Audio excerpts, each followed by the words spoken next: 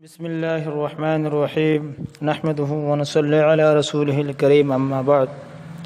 ایک سود خور حضرت مالک بن دینار رحمۃ اللہ علیہ ایک روز کسی بیمار کی عیادت کو گئے۔ آپ فرماتے ہیں کہ میں نے اسے غور سے دیکھا تو معلوم ہوا کہ اس کی موت کا وقت قریب ہے۔ میں نے کلمہ شہادت اسے تلقین کیا، ہر چند کوشش کی اور اس شخص سے کلمہ طیبہ کہلوانا چاہا، مگر وہ سوائے اس کے اور کچھ نہ کہتا تھا۔ 10-11 پھر وہ شخص بولا کہ اے شیخ، اے مالک بن دینار رحمۃ اللہ علیہ، میری آنکھوں کے سامنے اس وقت ایک آگ کا پہاڑ ہے۔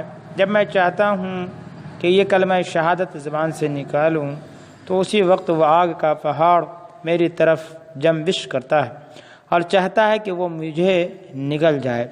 حضرت شیخ فرماتے ہیں کہ میں نے اس کے ورثہ سے دریافت کیا کہ یہ شخص کیا عمل کرتا تھا۔ لوگوں نے کہا کہ یہ سود لیتا تھا اور ناپ تول میں کمی کیا کرتا تھا۔ فقط والسلام۔